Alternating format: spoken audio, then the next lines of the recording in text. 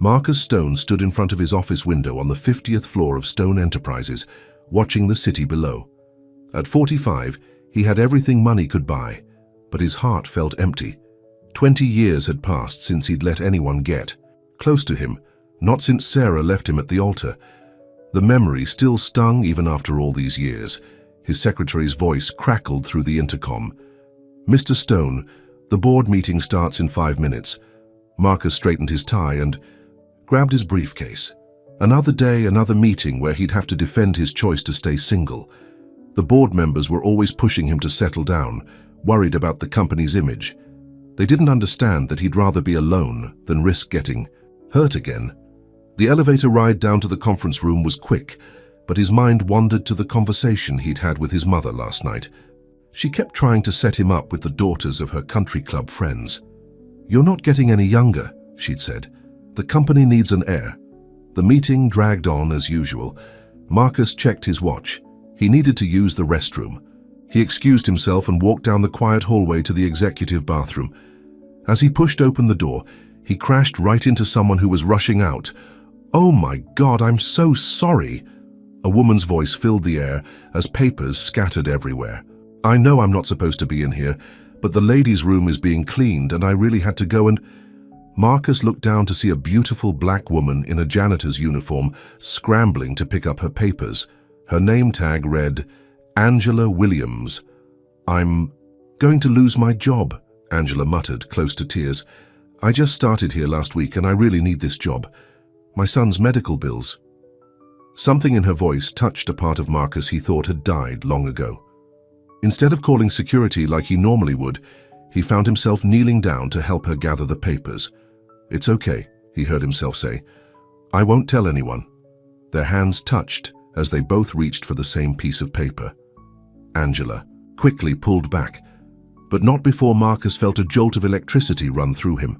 Their eyes met, and for the first time in 20 years, Marcus felt his carefully constructed walls begin to crack. "Thank you," Angela whispered, clutching her papers to her chest. "You don't know what this means to me." As she hurried away, Marcus stood frozen in place. He couldn't shake the image of her eyes, filled with worry and determination. He'd seen hundreds of beautiful women over the years, but something about Angela was different.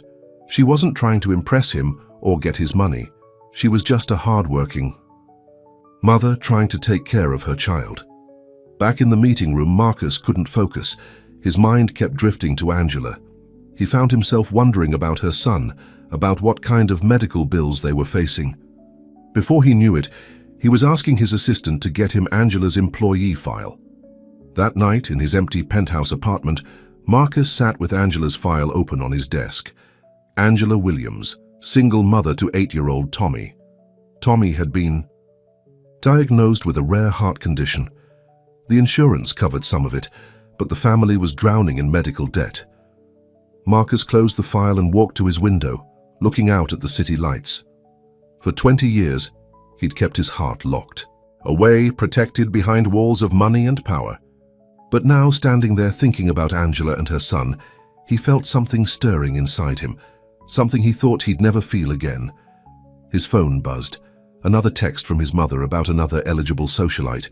Marcus ignored it. For the first time in decades, he wasn't interested in his mother's matchmaking. His mind was filled with the image of a beautiful janitor with worried eyes and a heart full of love for her son. Little did Marcus know, this chance encounter in the men's room was about to change not only his life, but the lives of everyone around him.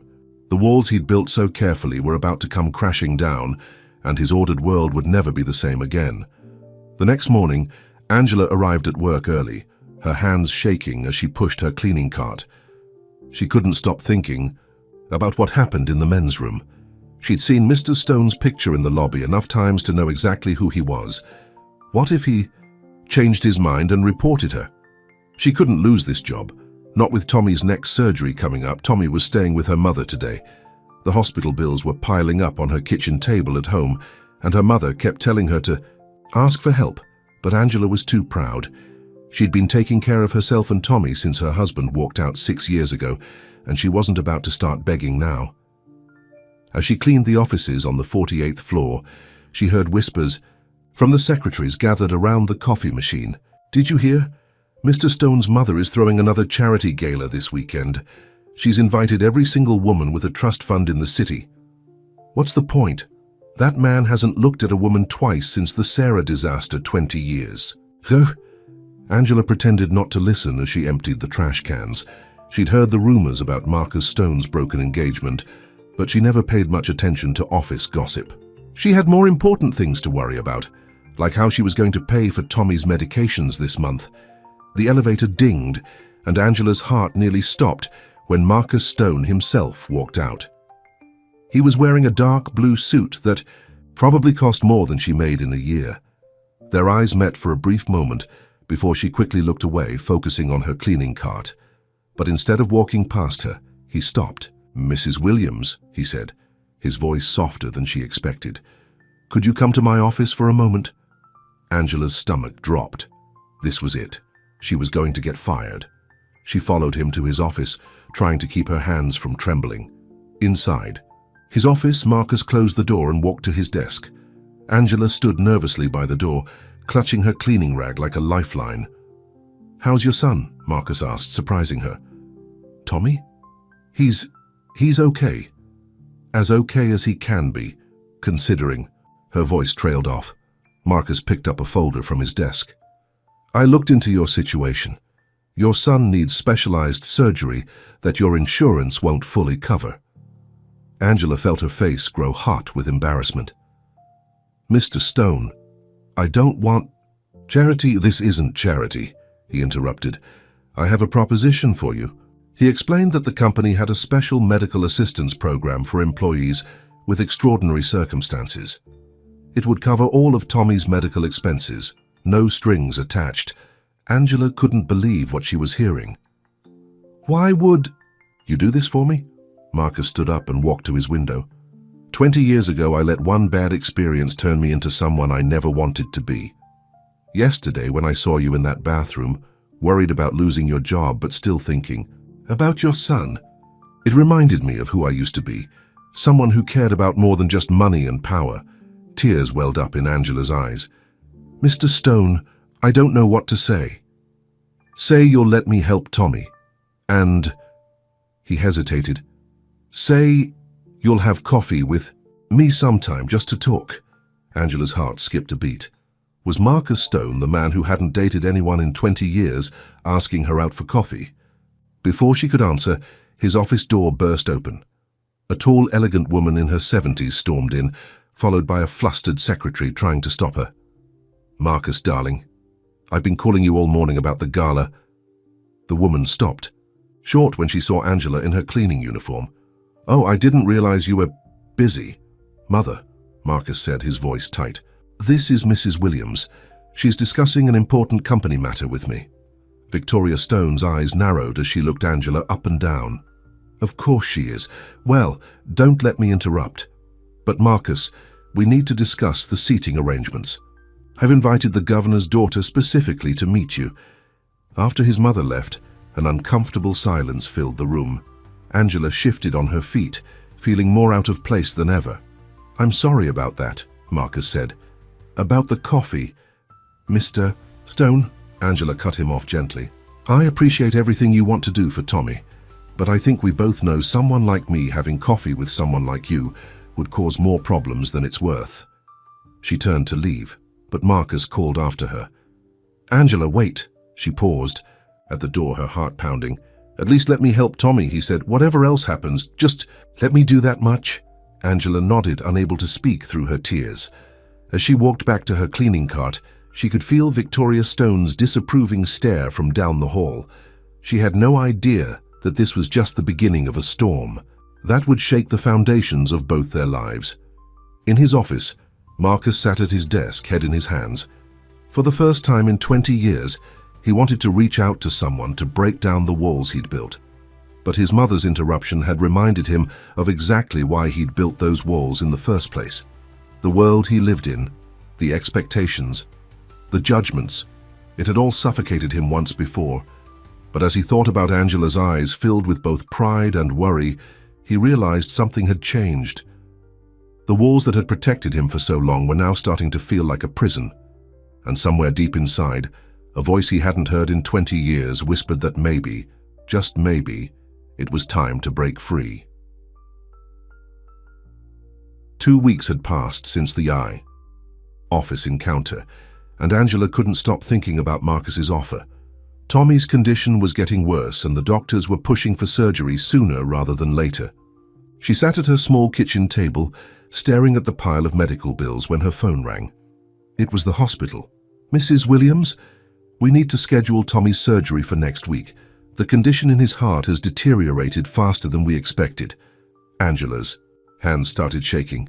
"Next week? But I haven't figured out how to pay for it yet. I need more time."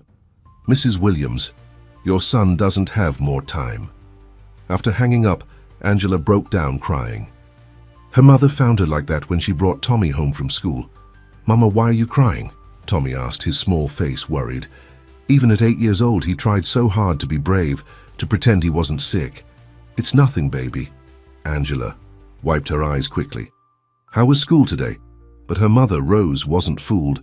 After sending Tommy to his room to do homework, she sat down across from Angela. "Baby girl, you need to accept that man's help. Your pride isn't worth Tommy's life."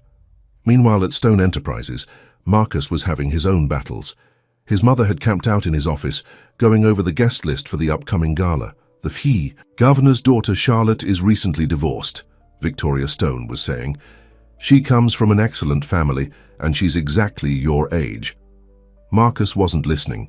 He was watching through his office window as Angela cleaned the offices. Across the hall, she looked tired, worried. "Marcus, are you even listening to me?" "Mother, I'm not interested in Charlotte or any other woman you're trying to set me up with." Victoria followed his gaze, and her face hardened. "Please tell me you're not still thinking about that cleaning woman. Marcus, we've worked too hard to maintain our position in society. You can't throw it all away over some misplaced guilt." "Guilt?" Marcus turned to face his mother. "Is that what you think this is? What else could it be? Ever since Sarah left you—" "This has nothing to do with Sarah." Marcus's voice rose. "For 20 years, I've lived exactly the way you wanted. I've been the perfect son, the perfect CEO, but I'm tired, Mother.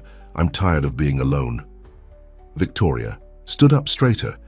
"You're not thinking clearly. That woman is after your money, just like all the others."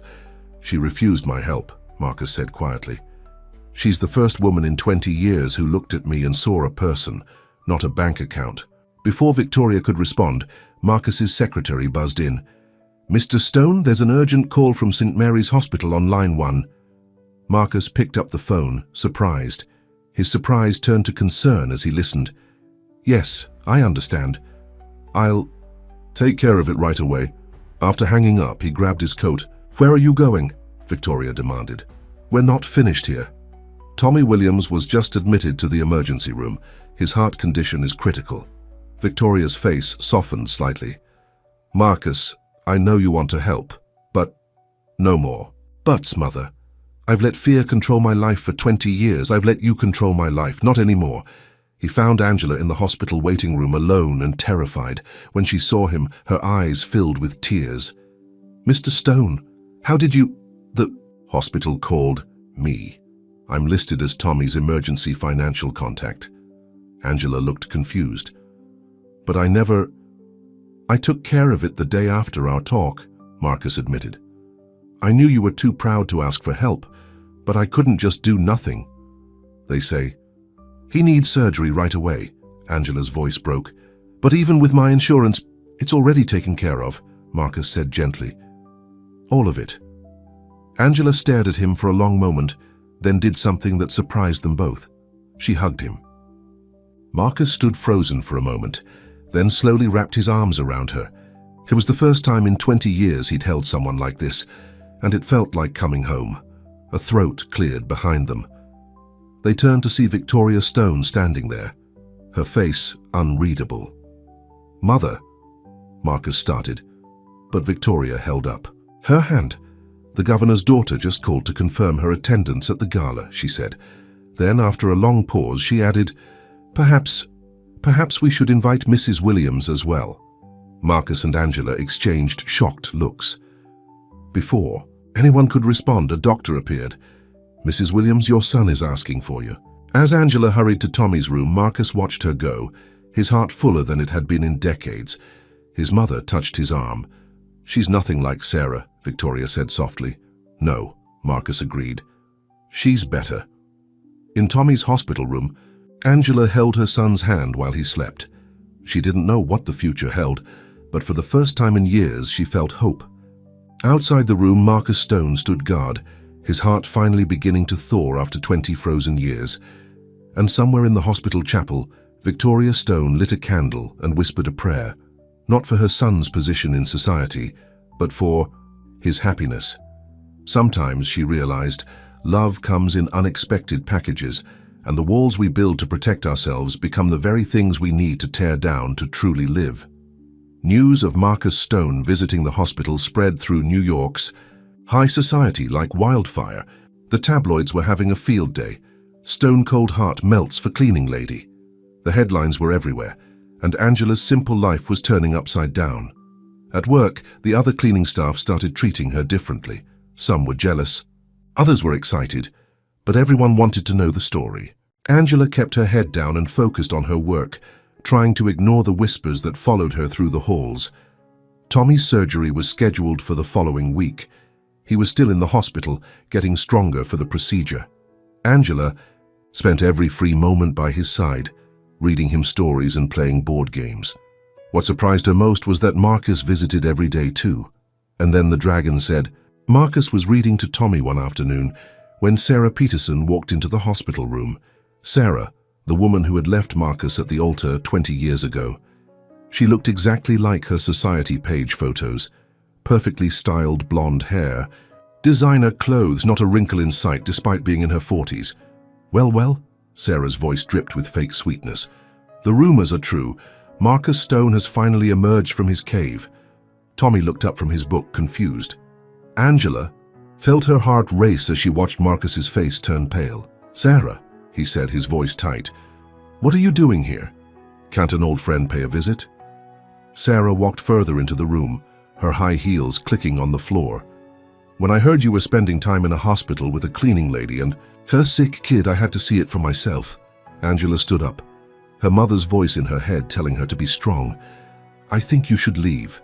Sarah looked at her like she was something stuck to the bottom of her shoe. Honey, do you have any idea who you're dealing with? Marcus doesn't do relationships. He hasn't since you left me at the altar, Marcus finished, standing up. But that was the best thing you ever did for me, Sarah. Because if you hadn't, I might have ended up married to someone who only cared about my money and social status. Tommy's small voice piped up from the bed. Is she the bad lady from your story, Mr. Stone? Everyone turned to look at him. Marcus had been telling Tommy fairy tales, changing the characters to match their situation. A prince who locked himself away in a tower until a kind-hearted woman and her brave son showed him how to love again. Sarah's face turned red. I see you've got them wrapped around your finger already. Does she know about the prenup you made me sign? About all the hoops you made me jump through to prove I wasn't after your money? That's enough, a new voice said from the doorway. Victoria Stone stood there, looking regal in her designer suit. Sarah, dear, I believe it's time for you to leave. Sarah's mouth fell open. Victoria, but I thought you'd be on my side. After all, we've known each other for years. Yes, we have, Victoria agreed, which is why I know exactly who you are and what you did to my son. Security will show you out. After Sarah left, an uncomfortable silence filled the room. Tommy broke it by asking, Can we finish the story, Mr. Stone? I want to know if the prince saves the day. Marcus smiled, sitting back down. Actually, in this story, I think the prince is the one being saved. That night, after Tommy had fallen asleep, Angela found Marcus in the hospital cafeteria, staring into a cup of cold coffee. I'm sorry about Sarah, she said, sitting across from him. I'm the one who should be sorry, he replied. You and Tommy shouldn't have to deal with all this drama. Is what she said true about the prenup? Marcus nodded slowly. After Sarah, I became paranoid.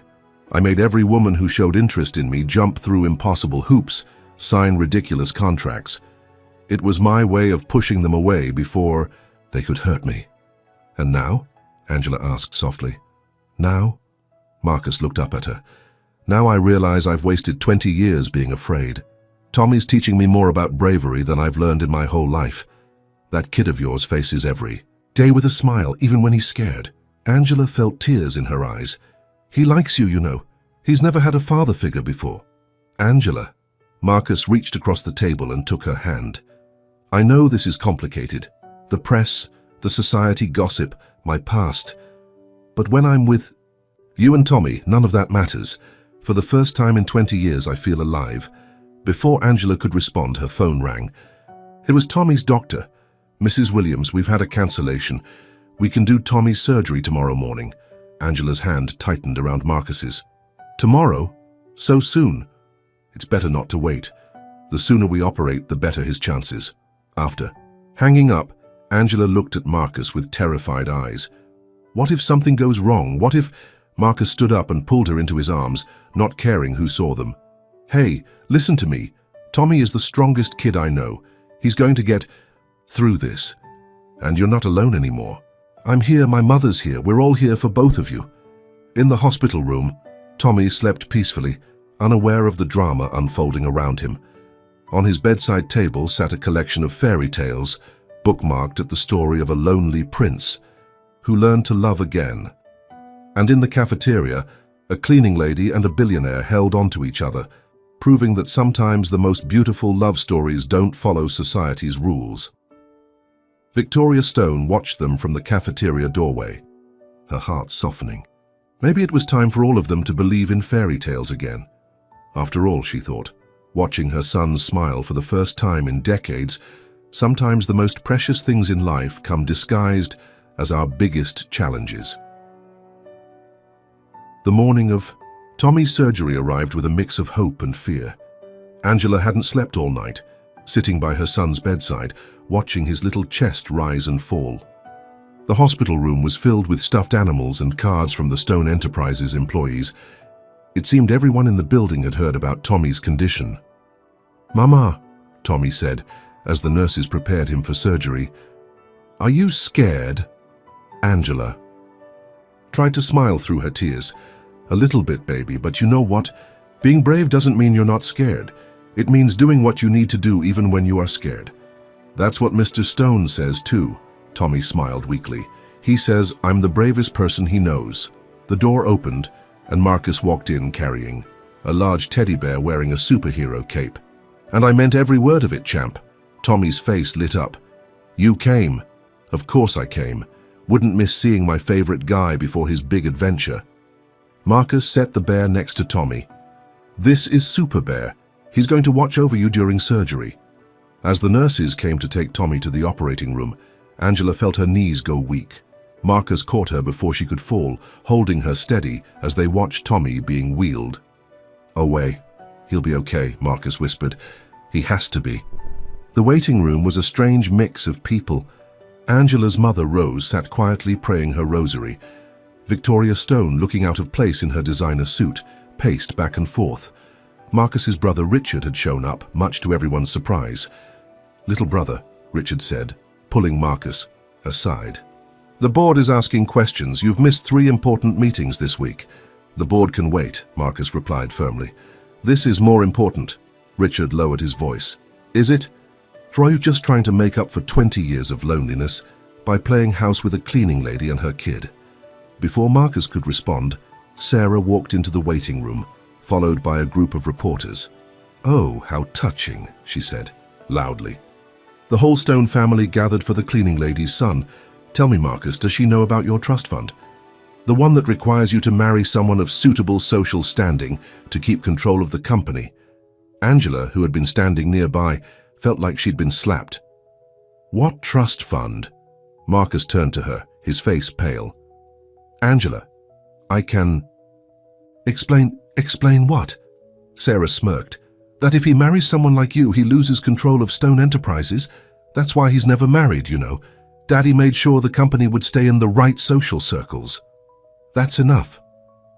Victoria's voice cut through the chaos. "Security, remove these reporters and Miss Peterson immediately." As security cleared the room, Angela stared at Marcus with hurt eyes. "Is it true?" "Yes," Marcus admitted. My father set up the trust fund before he died. He wanted to make sure I married appropriately. But Angela, it doesn't matter.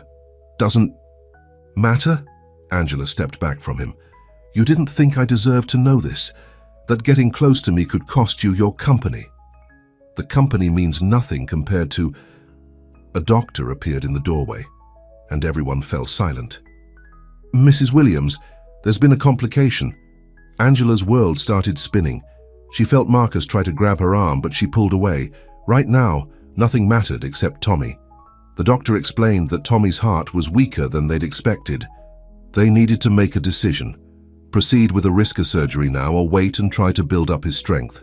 If we wait, the doctor said gently, there's no guarantee he'll get strong enough.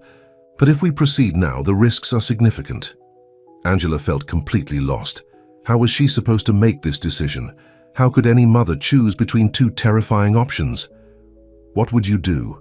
She asked the doctor, her voice breaking. If it was your child? The doctor looked at her with compassionate eyes. With a heart as weak as Tommy's, waiting could be more dangerous than proceeding. But Mrs. Williams, you should know this surgery is extremely expensive, even with insurance. Money is not an issue. Marcus stepped forward. Do whatever you need to do to save him. Angela turned to Marcus, tears streaming down her face. I can't let you do this. Your company... Listen to me. Marcus took her hands in his. 20 years ago, I let my father's rules and society's expectations turn me into someone I never wanted to be. I let Sarah's betrayal convince me that being alone was better than being hurt. But then you and Tommy crashed into my life, and for the first time in 2 decades, I remembered what it feels like to truly care about someone. Victoria stepped forward, her face serious. The trust fund was my husband's idea. He thought he was protecting our family's legacy. But watching you these past weeks, Marcus, you've never been more like your father than you are right now. Everyone looked at her in surprise.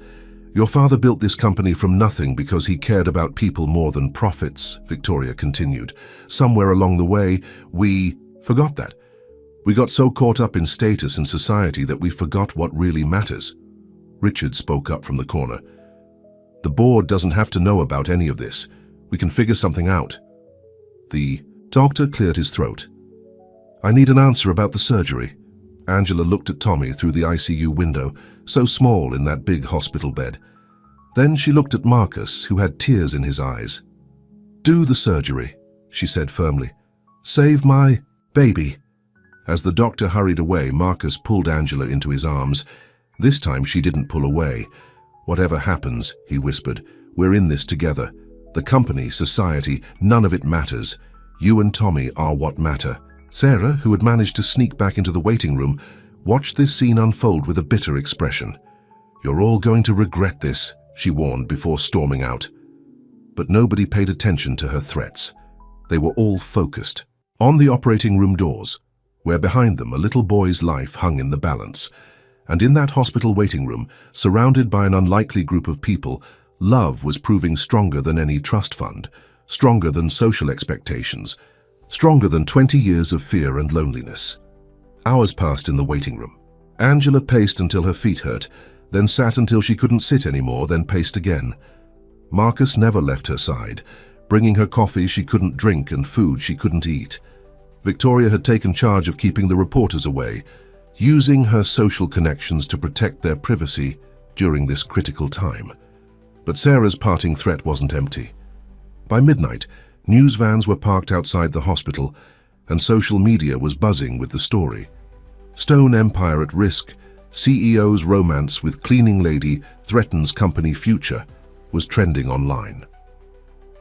Richard burst into the waiting room, waving his phone. Marcus, we have a problem. Sarah went to the board members. They've called an emergency meeting for tomorrow morning. I'm not leaving this hospital, Marcus said firmly. You don't understand. Richard ran his hands through his hair. She showed them the trust fund documents. They're voting on whether to remove you as CEO. Angela, who had been dozing in an uncomfortable chair, sat up straight. What? They can't do that. They can if they believe Marcus is going to lose control of the company's voting shares, Richard explained. The trust fund doesn't just affect Marcus's inheritance. It affects his position as CEO. Marcus stood up, his face determined. Then let them vote. I'm not choosing between the company and... The doctor appeared in the doorway and everyone fell silent. Mrs. Williams, Mr. Stone, the surgery is complete. Angela grabbed Marcus's hand so tight her knuckles turned white. Is he... Tommy made it through the surgery, the doctor said, and everyone let out a breath they'd been holding. The next 24 hours are critical, but he's fighting hard. Can I see him? Angela's voice broke. He's in recovery. Once we move him to ICU, you can visit briefly, 2 people at a time. As the doctor left, Angela collapsed into Marcus's arms, sobbing with relief. Victoria dabbed at her eyes with an expensive handkerchief, while Rose continued her prayers. Now in gratitude, Richard watched this scene with conflicting emotions. Marcus, about the board meeting. Go to the meeting, Angela said suddenly, pulling away from Marcus. Everyone looked at her in surprise. What? Marcus shook his head. No, I need to be here with you and Tommy. You need to fight for your... company, Angela insisted. Tommy's going to be okay, but I won't let you lose everything you've worked for because of us. Victoria stepped forward. She's right, Marcus. Go to the meeting. Show them that Sarah and her schemes can't control you anymore. I'll stay here with Angela and Tommy. Marcus looked torn. Angela, go, she said softly. Fight for your company, then come back to us. The next morning, Marcus walked into the Stone Enterprises boardroom for the first time in a week. The board members sat around the massive table, their faces serious. Sarah sat in a corner, a triumphant smile on her face. Before you start, Marcus held up his hand as the board chairman began to speak. I have something to say. He took a deep breath, thinking of Tommy's bravery and Angela's strength. 20 years ago, my father built this company on one principle, taking care of people. Somewhere along the way, we lost sight of that. We got caught up in social status and trust funds and what other people think. He looked each board member in the eye. Yes, there's a trust fund. Yes, it says I need to marry someone of suitable social standing to maintain control of the company. But let me ask you something. What makes someone suitable? Their bank account, their social connections, or their character? Sarah stood up. The trust fund is clear. The trust fund, a new voice said from the doorway, was a mistake. Everyone turned to see Victoria Stone walking into the boardroom, carrying an old leather briefcase. Mother, Marcus was confused. You should be at the hospital with... Angela's mother is with them, Victoria said. This is more important. She opened the briefcase and pulled out a stack of papers. These are the original company documents, signed by my husband. And this, she pulled out one particular paper, is something he wrote the day before he died. She began to read. To my son Marcus, I built this company believing that success comes from caring about people, not profits. The trust fund was my mistake. I let society's expectations cloud my judgment. Don't make the same mistake I did. Love who you love. Lead with your heart. The company will follow. The boardroom was silent. Sarah's triumphant smile had disappeared. Ladies and gentlemen of the board, Victoria's voice was strong and clear. My husband built this company. The trust fund was his one regret. Are we going to let his one mistake destroy everything he built? Or are we going to remember what Stone Enterprises really stands for? Richard, who had been quiet until now, stood up.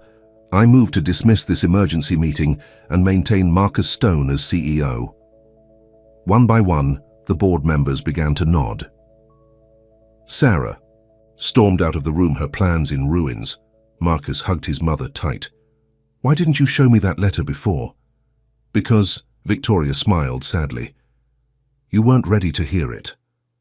But watching you with Angela and Tommy, you're finally becoming the man your father always knew you could be. Marcus's phone buzzed. A text from Angela. Tommy's awake. He's asking for you. Looking at the board members, Marcus straightened. His tie. If you'll excuse me, there's a brave little boy waiting for me at the hospital. As he walked out, Victoria addressed the board. My son is in love with a cleaning lady who has more dignity, grace and strength than most of the society. Women I know. If anyone has a problem with that, they can take it up with me.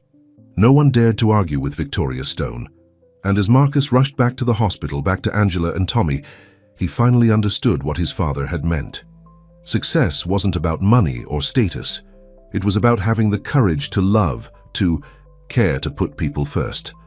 In the hospital room, Tommy was groggy but smiling. "Mr. Stone," he said weakly, "did the prince in the story get his happy ending?" Marcus looked at Angela, who was holding Tommy's hand, and smiled. "I think he's about to, champ, I think he's about to." Tommy's recovery was slow but steady. The hospital room had become like a second home, with Angela splitting her time between her son's bedside and her cleaning job, which she insisted on keeping despite Marcus's protests. "I need to work," she told him one evening as they shared a cup of coffee in the hospital cafeteria. "Not just for the money, but for me.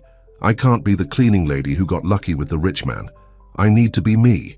Marcus understood, but he couldn't help worrying about her. She was exhausted, trying to balance everything. Dark circles had formed under her eyes, and she'd lost weight from skipping meals to spend more time with Tommy. "At least, let me hire some help for your apartment," he suggested. "Someone to cook and clean while you're here with Tommy." "Marcus," Angela smiled tiredly, "you're already paying for Tommy's medical bills. I can't accept more." "Accept it as a gift for Tommy then," he said. "He needs his mama healthy and strong." Before Angela could argue further, Rose burst into the cafeteria, her face pale. "Angela, Tommy's having some kind of attack." They rushed to Tommy's room, where doctors and nurses were already working frantically. Angela tried to go in, but a nurse held her back. "Please," Angela begged, "he needs me." "Let them work," Marcus held her as she struggled. "Let them help him." Minutes felt like hours as they waited in the hallway. Victoria arrived, having been at the hospital for a charity board meeting. She took one look at the situation and took charge, getting updates from the medical staff and keeping the curious onlookers away. Finally, the doctor emerged, looking grave. "Mrs. Williams, we've stabilized him, but I'm concerned. His body is showing signs of rejecting the procedure we did." "What does that mean?" Angela's voice shook. "It means we need to consider another surgery, a more extensive one. But given how weak he is..." The doctor hesitated. "Given how weak he is, what?" Marcus demanded. "The chances of survival would be significantly lower than the first surgery." Angela's legs gave out. Marcus caught her, helping her into a chair. Rose started praying again, her rosary beads clicking softly. Victoria stepped forward. "What are his chances without the surgery?" The doctor shook his head. "His condition will continue to deteriorate. Without intervention, he has maybe a month." Angela covered her face with her hands, her shoulders shaking with silent sobs. Marcus knelt in front of her, taking her hands in his. "Look at me," he said softly. "Remember what you told Tommy before his first surgery? About being brave?" Angela nodded, tears streaming down her face. "Well, now it's our turn to be brave, for him." Just then, they heard Tommy's weak voice from the room. "Mama? Mr. Stone?" They rushed in to find him awake, looking small and pale against the white hospital sheets. Super Bear, the stuffed animal Marcus had given him, was clutched tightly in his arms. "Hey, champ," Marcus tried to sound cheerful. "You gave us quite a scare." Tommy looked at their worried faces and seemed to understand more than an 8-year-old should. "Am I going to die?" "No, baby." Angela sat on the edge of his bed, smoothing his hair. "You're not going to die. The doctors just need to do another operation to make you all better." "Like in the stories?" Tommy asked, "where the hero has to face one last big challenge." Marcus sat on the other side of the bed. "Exactly like that. And you know what? Heroes always win in the end." Tommy was quiet for a moment, then looked at Marcus. "If I get better, will you marry my mama? Then you can be my dad for real." The room fell silent. Angela froze while Victoria and Rose exchanged glances. Marcus looked at Angela, then back at Tommy. "Would you like that, champ?" Tommy nodded. "You make Mama smile.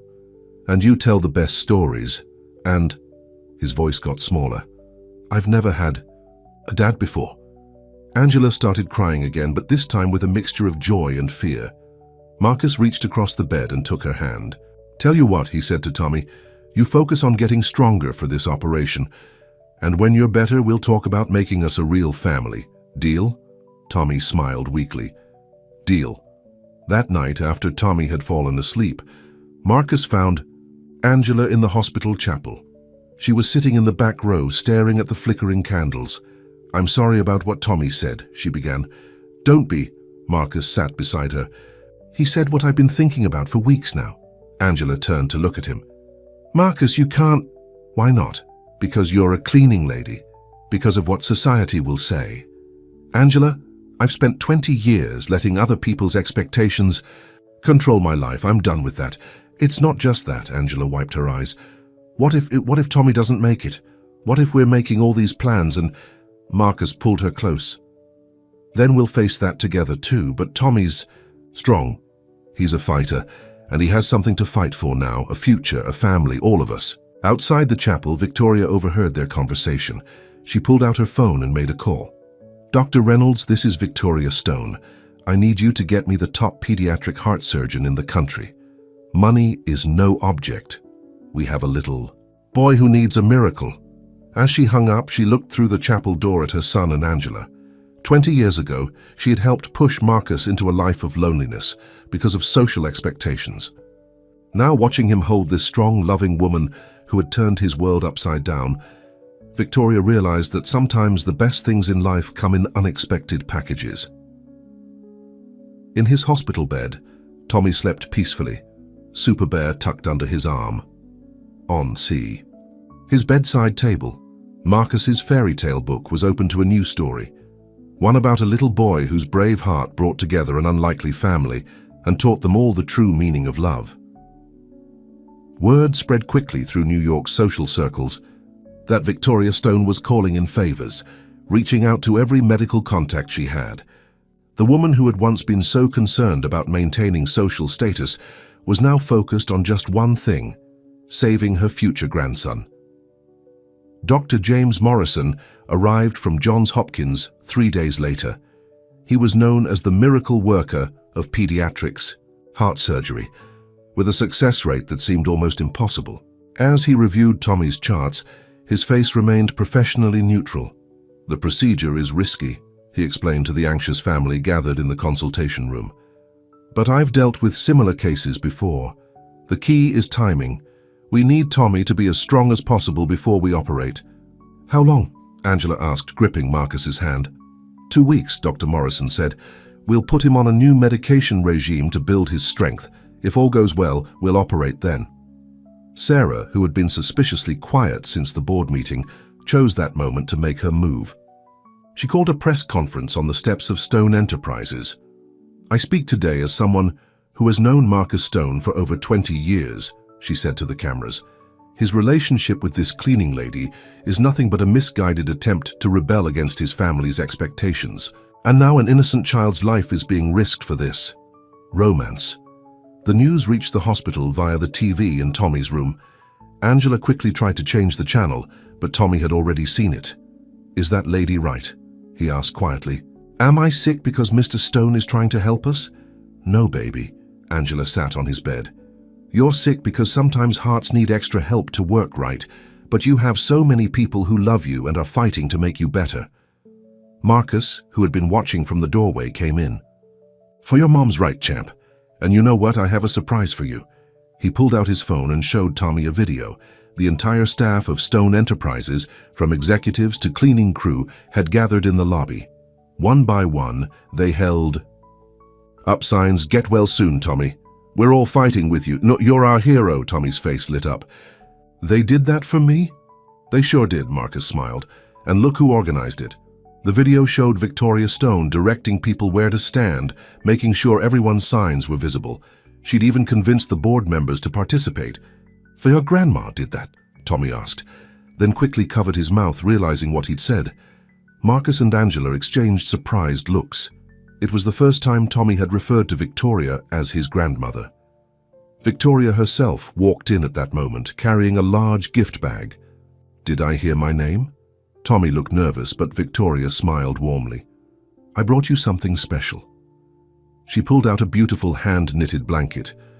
"I made this myself. I used to knit when Marcus was little, but I haven't done it in years.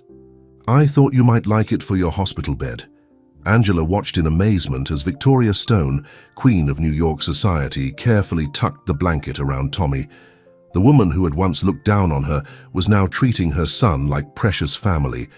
"Thank you, Grandma," Tommy said softly. Victoria's eyes filled with tears. She kissed Tommy's forehead and hurried out of the room, overcome with emotion.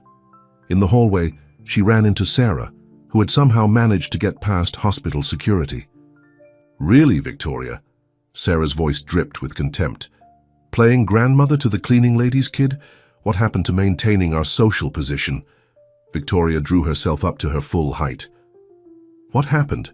I woke up, Sarah. I spent 20 years watching my son be miserable because of rules and expectations that don't mean anything. Then this beautiful child and his amazing mother came into our lives and showed us what really matters. The press is having a field day with this," Sarah warned. "Your society friends are laughing behind your back." "Let them laugh," Victoria said firmly. "I'd rather be happy with my family than miserable with my status. Now get out of this hospital before I have security. Remove you." Again. Back in Tommy's room, Angela was reading him a story while Marcus sat nearby, working on his laptop. The scene looked so natural, so right, that Victoria paused in the doorway just to watch. "Mr. Stone?" Tommy's voice was sleepy.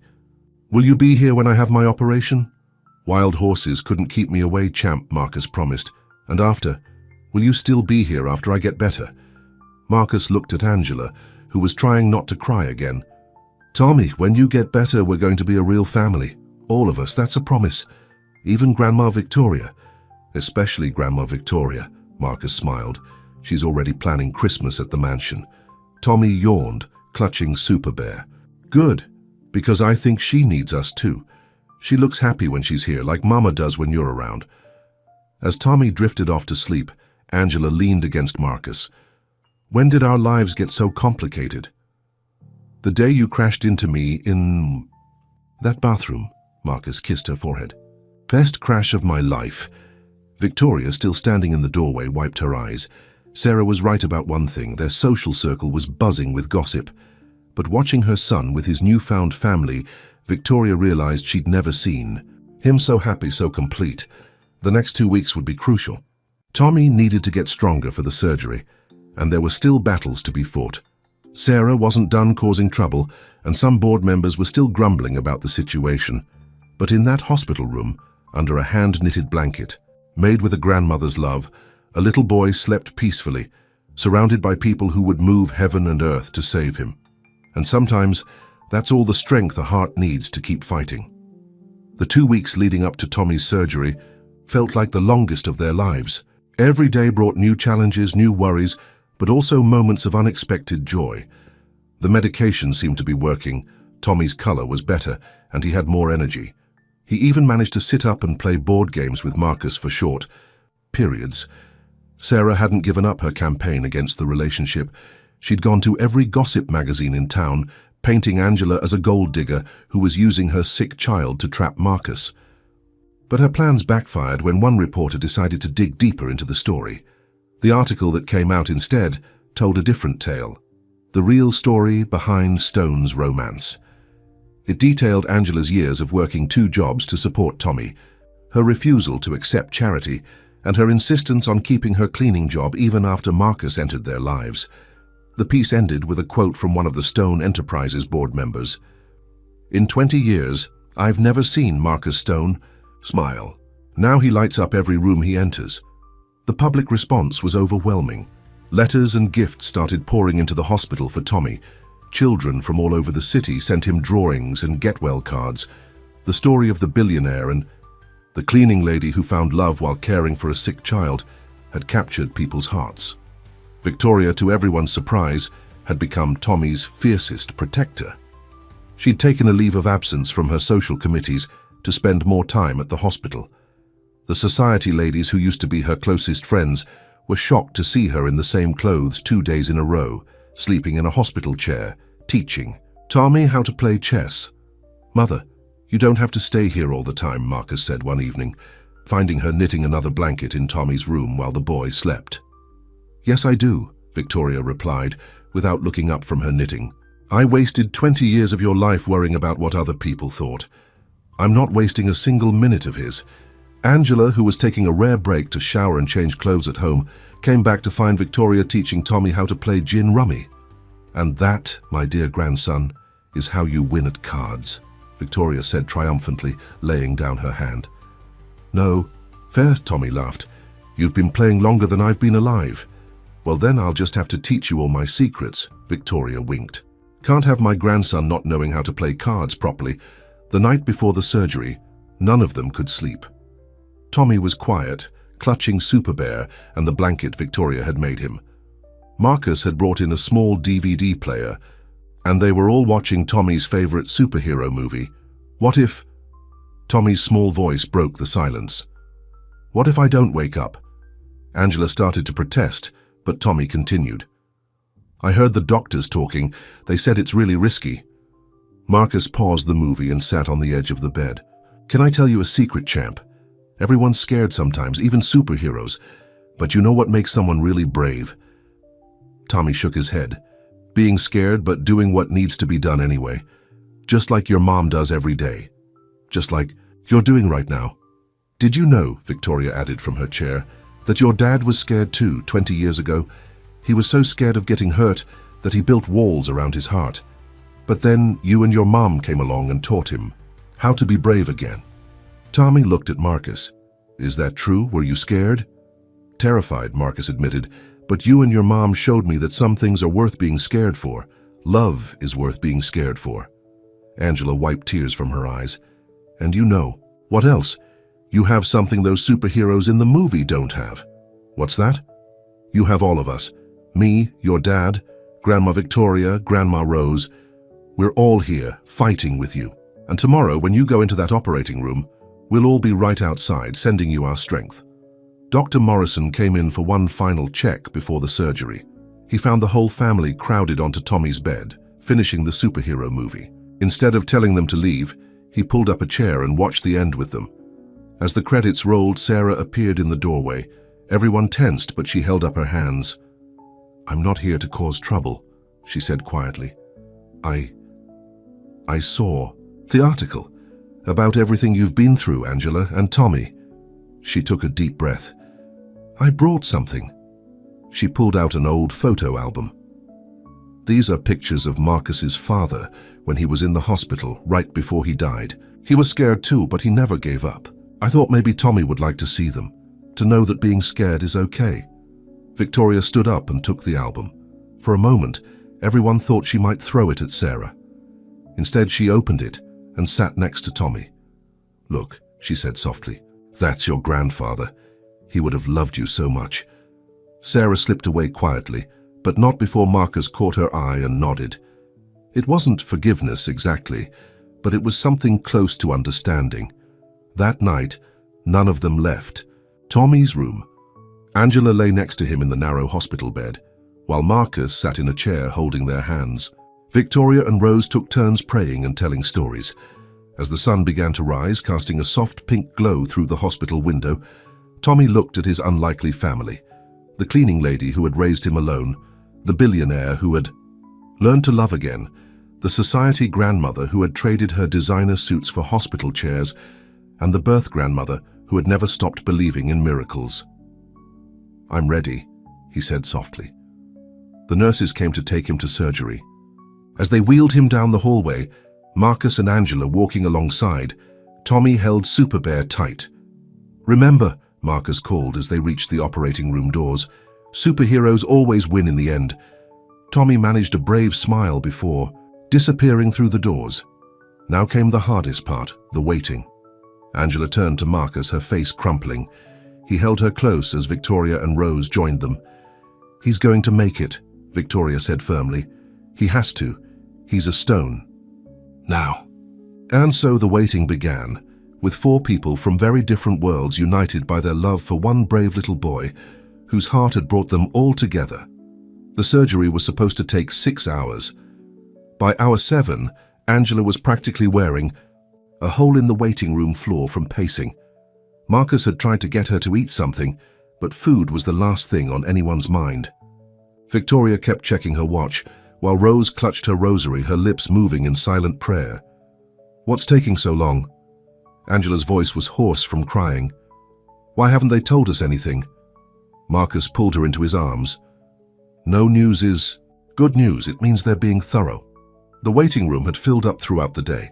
Stone Enterprises employees stopped by during their lunch breaks. Even some board members came to show their support. Sarah had left flowers with a card that simply said, "Be brave." Finally, after 9 grueling hours, Dr. Morrison appeared in the doorway. His surgical mask hung around his neck and he looked exhausted. Everyone held their breath. "Tommy made it through the surgery," he said, and the room erupted in tears of joy. But he held up his hand. "The next 24 hours are crucial. His heart is weak, but it's beating on its own. That's a very good sign." "When can we see him?" Angela asked. "He's in recovery now. Once we move him to ICU, you can visit briefly, 2 at a time, just like before." As they waited to see Tommy, Marcus pulled Angela aside. "I need to ask you something." "Now?" Angela looked toward the ICU doors. "Yes, now, because I don't want to waste another minute." Marcus got down on one knee, pulling a small box from his pocket. The waiting room went silent. "Angela Williams, you and Tommy crashed into my life and woke up a heart I thought had died 20 years ago. You taught me that real love isn't about social status or bank accounts. It's about being there for each other, fighting together, being scared together, being brave together." Angela's hands flew to her mouth as Marcus opened the box, revealing a simple but elegant diamond ring. "I don't want to wait anymore. I don't care what society says or what the gossip columns write. I love you. I love Tommy. Will you marry me?" Before Angela could answer, a nurse burst through the ICU doors. "Mrs. Williams, Mr. Stone, Tommy's awake and he's asking for you." Still holding the ring box, Marcus grabbed Angela's hand and they rushed to Tommy's room. They found him groggy but awake, Super Bear clutched weakly in his arms. "Did you ask her yet?" Tommy's voice was barely a whisper. Marcus laughed through his tears. "You knew about this?" Grandma Victoria helped pick out the ring. Tommy smiled weakly. "She said it had to be perfect for my mum." Angela looked at Victoria, who was watching from the doorway with tears in her eyes. "Well?" Tommy asked. "What did you say?"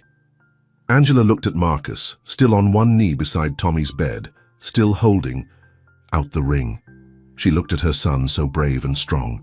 She looked at Victoria, who had become the mother she never had. She looked at her own mother, Rose, beaming with joy. "Yes," she whispered. Then louder, "Yes." Marcus slipped the ring on her finger, and Tommy managed a weak cheer. Victoria hugged Rose, both women crying happy tears. "Now, we're really going to be a family," Tommy said, before drifting off to sleep, a smile on his face. The next few weeks were a whirlwind. Tommy grew stronger every day, amazing his doctors with his recovery. The press went wild with the engagement news, but this time the stories were celebratory. "A modern fairy tale," read one headline. "Love conquers all at Stone Enterprises," read another. Sarah sent a surprising gift, a scrapbook she'd kept of her time with Marcus with a note that read, "I was wrong. This belongs with your family now. Your love story is better than ours ever was." 2 months later, Tommy was strong enough to leave the hospital. Victoria had insisted they all move into the Stone mansion while he recovered. "My grandson needs space to run around once he's stronger," she declared, brooking no argument. The day they brought Tommy home, the entire Stone Enterprises staff had decorated the mansion's gates with balloons and welcome home signs. Tommy rode in Marcus's car, waving like a celebrity. That night, after Tommy was settled in his new room, which Victoria had decorated with superhero posters and a mini basketball hoop for when he was stronger, the family gathered in the living room. "I think it's time for a story," Marcus said, pulling out the fairy tale book that had been their companion through the hospital stay. "Can I tell it this time?" Tommy asked. Everyone settled in to listen as Tommy began. "Once upon a time there was a lonely prince who had locked his heart away, but then he met a beautiful cleaning lady and her brave son, who taught him how to love again. They faced many challenges, scary operations, mean ladies who tried to cause trouble, and rules that said princes couldn't marry cleaning ladies. But love won in the end," Angela added, squeezing Marcus's hand. "Because love always wins," Victoria said firmly. "When it's real," Rose wiped her eyes. "And they all lived happily ever after." Tommy looked around at his family, his mom, who had never given up on him, his new dad, who had learned to love again, his grandma, Victoria, who had traded society rules for bedtime stories, and his grandma Rose, who had always believed in miracles. No, Tommy said thoughtfully. They didn't just live happily ever after. They lived truthfully ever after. Because real love isn't about being happy all the time. It's about being there for each other, even when things are scary or hard. Marcus pulled Tommy and Angela close. Victoria and Rose joined the group hug. Outside, the sun was setting over New York City. In hospitals and boardrooms, bathrooms and ballrooms, love stories were beginning and ending. But in the Stone mansion, a family that had been brought together by chance, cemented by love, and strengthened by adversity, was just beginning their next chapter. And somewhere, in a hospital room now empty, a sign still hung on the wall. Heroes come in all sizes. Next to it was a child's drawing of a family, a cleaning lady, a businessman, 2 grandmas, and a little boy holding a teddy bear in a superhero cape. Sometimes the best fairy tales are the ones that don't follow the rules. Sometimes the strongest hearts are the ones that have been broken and healed. And sometimes the most beautiful love stories start in the most unexpected places, like a chance meeting in a men's room between a lonely billionaire and a cleaning lady with a heart of gold, the end.